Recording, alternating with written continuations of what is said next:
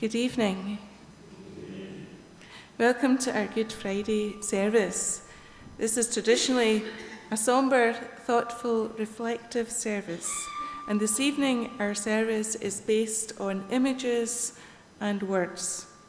We are going to journey through 14 stations of the cross, and those of you who are familiar with other denominations or perhaps who have visited Roman Catholic churches, perhaps when you were on holiday as I have done, on the walls of the church they have the stations of the cross. So they're either pictures or sculptures, sometimes numbered but not always, that show the journey of Jesus, which we are going to be reflecting on this evening.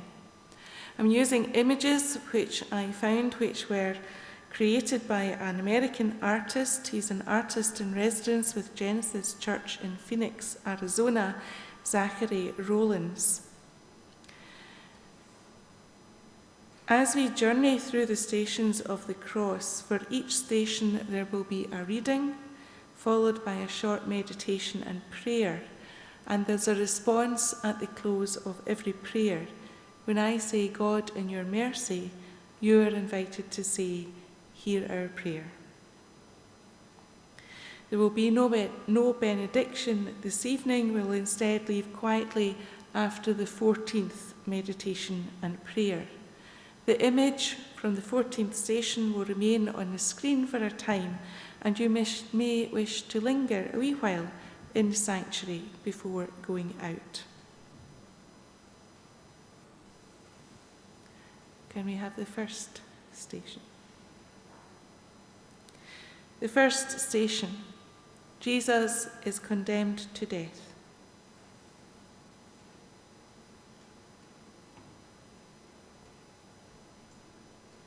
Jesus was taken in chains to Pilate. The chief priests were accusing Jesus of many things, so Pilate questioned him. "Aren't you going to answer?" he said. "Listen to all their accusations." Jesus refused to say a word, and Pilate was amazed. Pilate spoke to the crowd. "What do you want me to do with this one you call King of the Jews?" They shouted back, "Crucify him." "But what crime has he committed?" Pilate asked. They shouted all the louder, "Crucify him." Pilate wanted to please the crowd, so he set Barabbas free for them. Then he had Jesus whipped and handed him over to be crucified.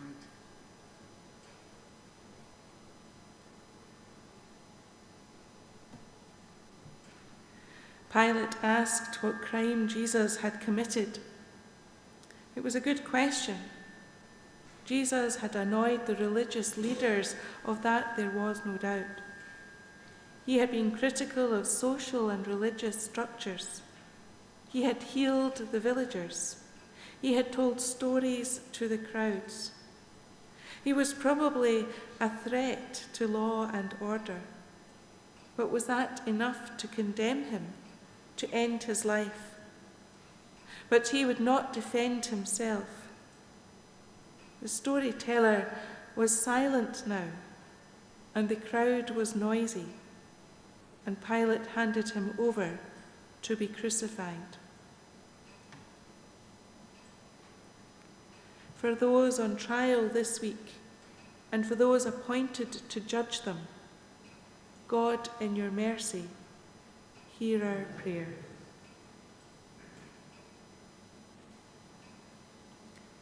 The second station, Jesus takes up his cross.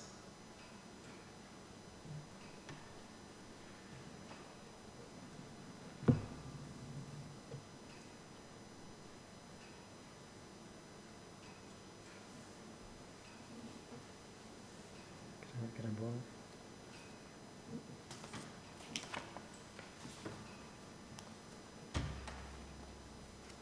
Pilate's soldiers took Jesus into the governor's palace and called all the other soldiers together. They put a purple robe on Jesus, made a crown from thorny branches, and put it on his head. Then they called out to him, "Hail, King of the Jews!" The soldiers beat Jesus on the head many times with a stick. They also spat on him. Then they made fun of him by bowing on their knees and worshipping him. After they finished mocking him, the soldiers took off the purple robe and put on his own clothes. They put them back on him, and then they led him out to crucify him.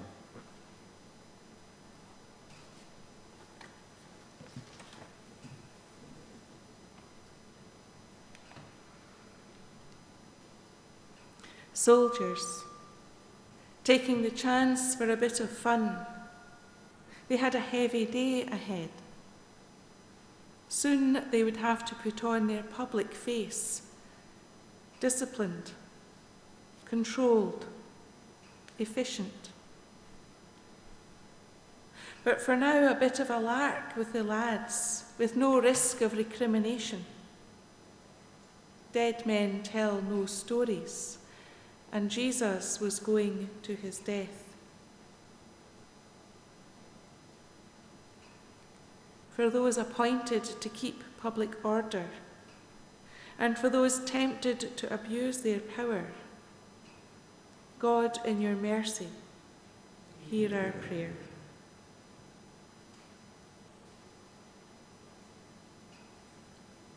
The third station, Jesus falls the first time.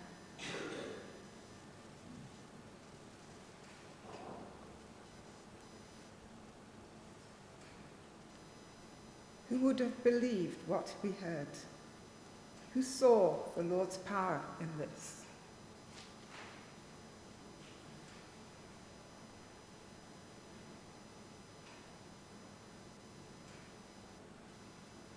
Jesus was exhausted.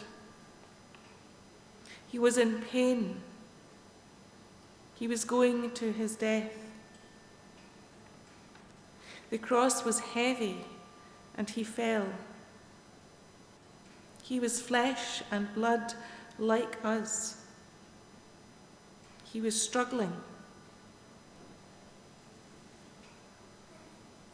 For those who are tired or in pain, God, in your mercy, hear our prayer.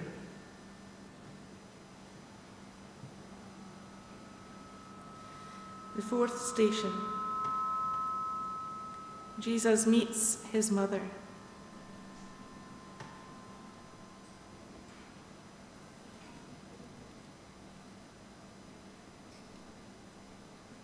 The time came for Mary and Joseph to perform the ceremony of purification as the law of Moses commanded. So they took the child Jesus to Jerusalem to present him to the Lord. A good and religious man named Simeon lived in Jerusalem. He blessed them and said to Mary, "This child is chosen by God for the destruction and salvation of many in Israel. He will be a sign from God, which many people will speak against, and so reveal their secret thoughts. And sorrow, like a sharp sword, will break your own heart."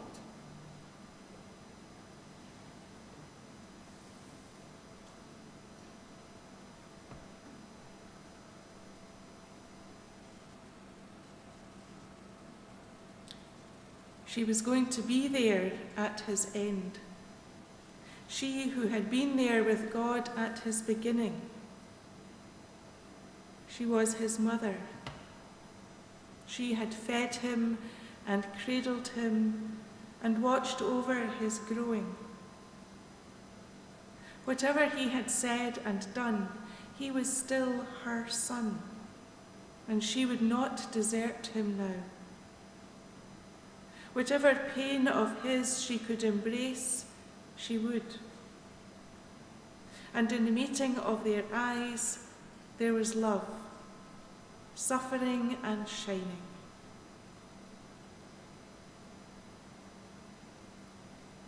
For those whose children are in pain or in trouble, God, in your mercy, hear our prayer.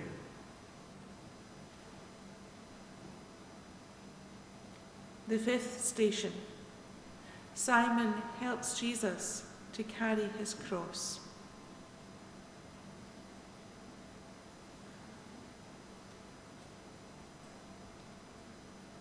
There was a man called Simon from Cyrene, coming from the fields to the city.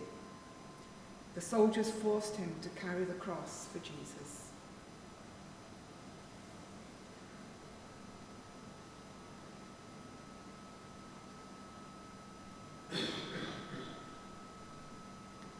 Simon from Cyrene, father of Alexander and Rufus, what a tale you had to tell your children. You helped Jesus. You gave him your strength on the streets of Jerusalem. Willing or unwilling, you, Simon, have become part of his story, and he part of yours. For you helped him when he needed you. What would we give to be Simon?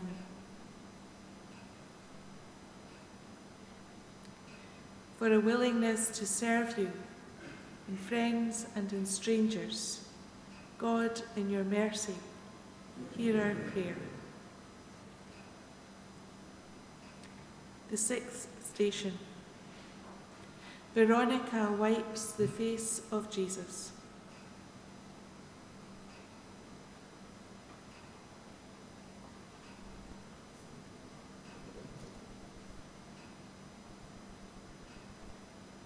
I was hungry, and you fed me.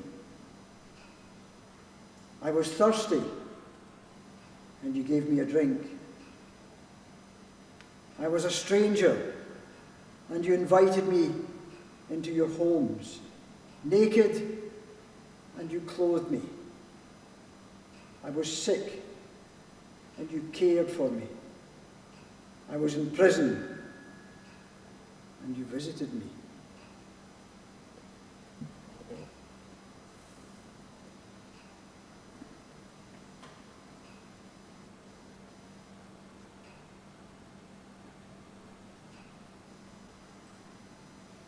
Wiping faces, dirty faces, faces full of sweat and tears, faces covered in chocolate and in jam.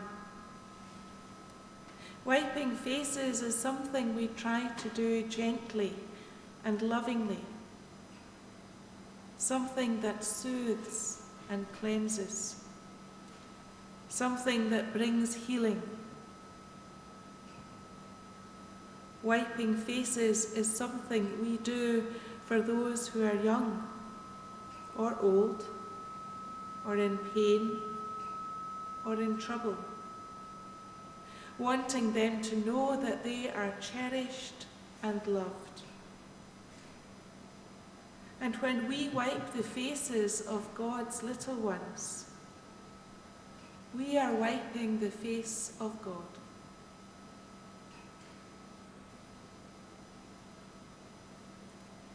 For those whose faces we wipe, and for those who wipe away our tears, God, in your mercy, hear our prayer.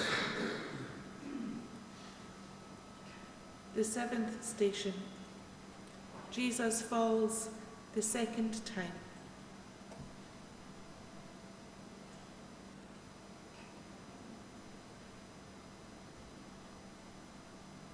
He was beaten down and punished, but he didn't say a word. He was like a lamb being led to be killed.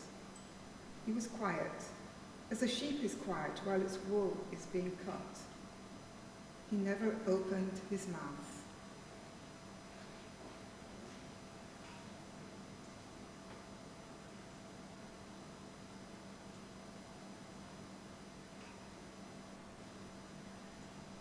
I'm finding it hard to watch you, Jesus, to see you struggling, to see you on the ground.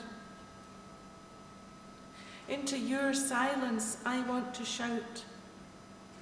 Why do they keep on hurting you? What have you done wrong?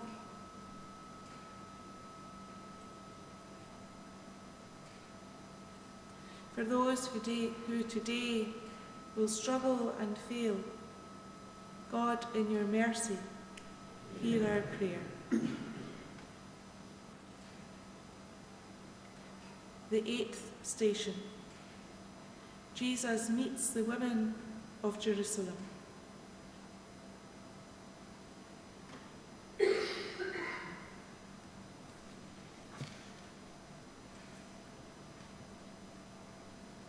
A large crowd of people was following Jesus.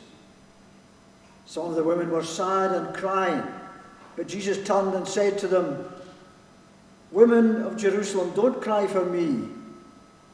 Cry for yourselves and for your children too."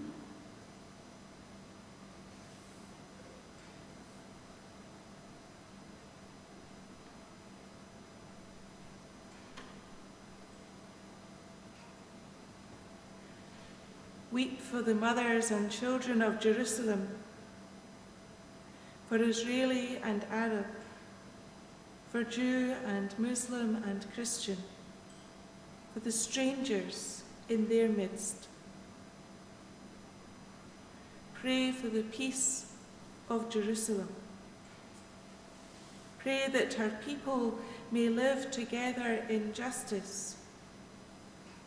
Pray that all people may live together in peace.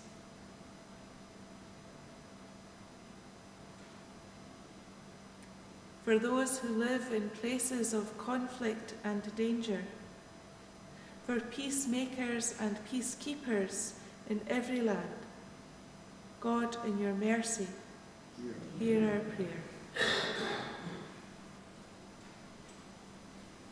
The 9th station. Jesus falls the 3rd time.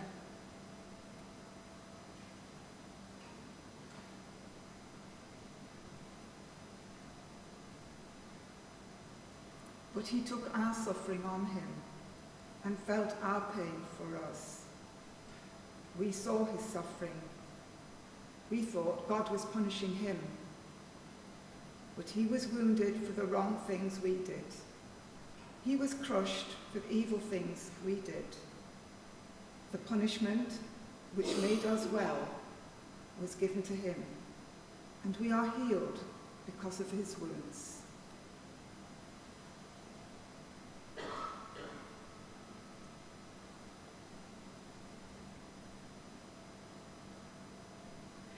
I'm not sure if I can watch this much longer.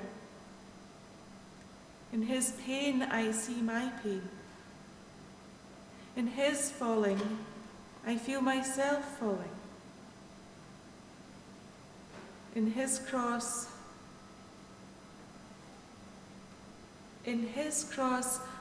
I am included. He carried it for me and my enemies and my friends.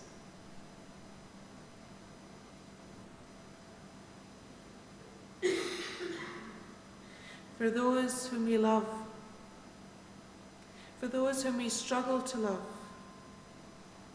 for those who find us difficult, God, in your mercy, hear our prayer.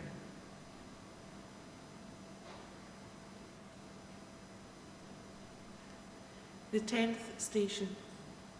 Jesus is stripped of his clothes.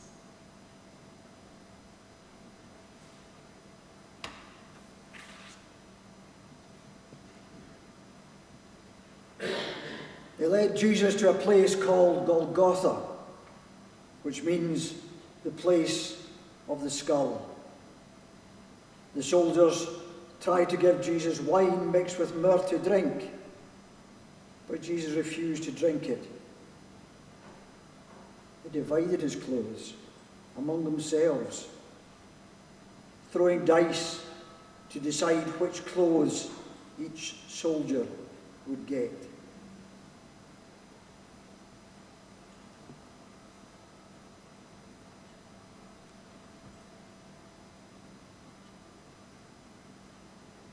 Stripped now of clothing, of disciples, of friends. Alone, naked and vulnerable, with nothing to protect you from the pain to come.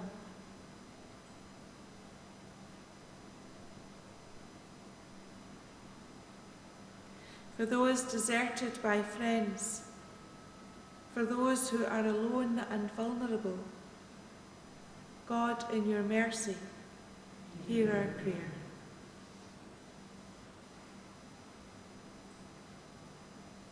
The 11th station. Jesus is nailed to the cross.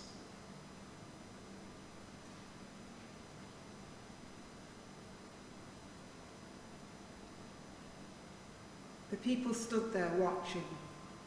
The leaders jeered at Jesus. They said, "If he is God's chosen one, the Christ, then let him save himself. He saved other people, didn't he?" Some of the close friends of Jesus were there, including women who had followed him from Galilee. They all stood at a distance and watched.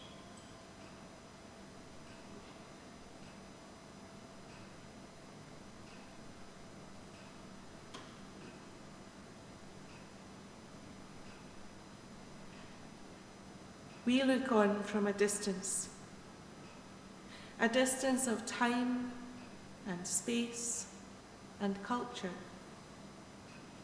a distance of a Friday evening in Scotland in Holy Week. And for us it hurts to watch Jesus dying, even at a distance. It hurts to know that we are being rescued. It hurts to know how much we are valued and loved.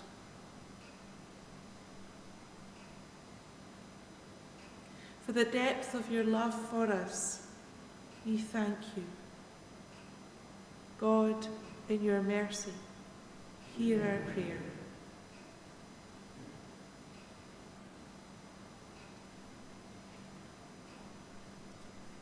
The 12th station. Jesus dies on the cross.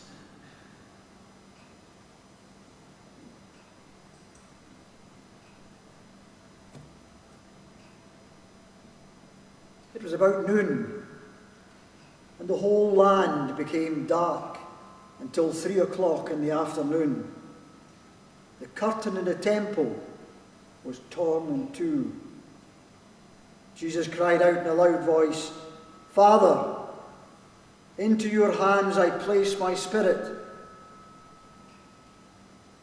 He said this and died.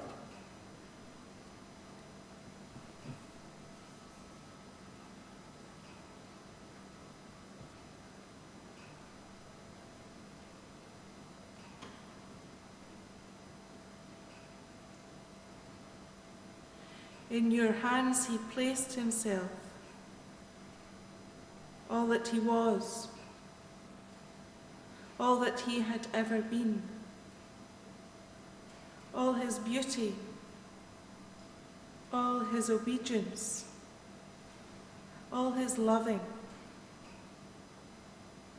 In God's hands he placed himself. He was returning to his Father. He was going home.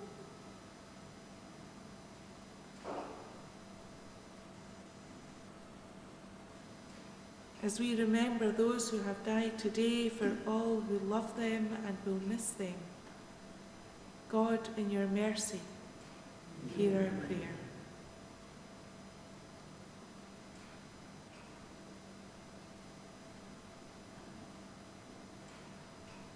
The 13th station. Jesus is taken down from the cross.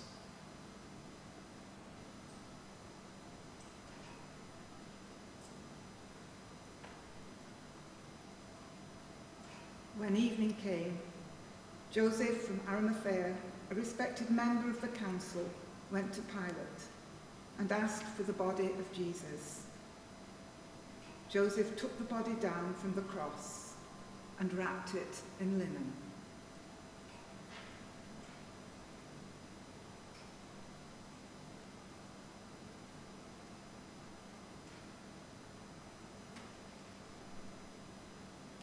Pieta.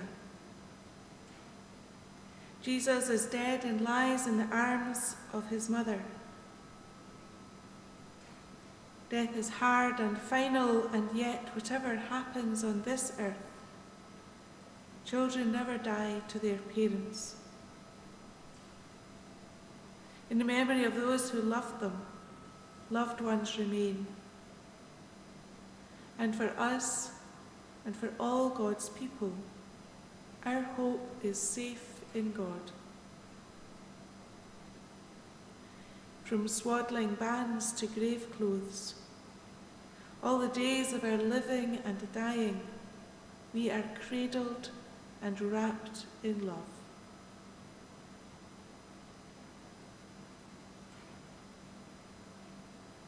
For our families and friends who have died, for ourselves as we carry their stories, God, in your mercy, hear our prayer.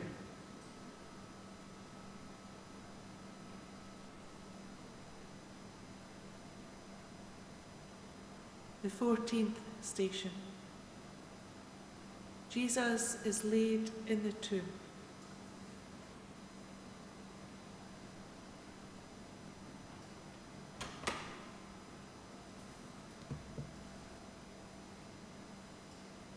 Joseph placed the body in a tomb that was cut into a wall of rock.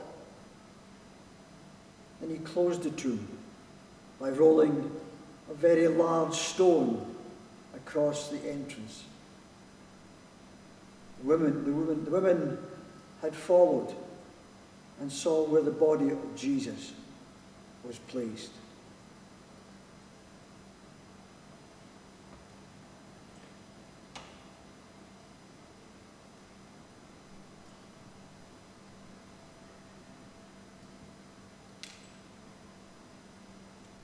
The door is shut now, and the world sighs and waits, and we wait in night's darkness, longing for the morning, longing for the light.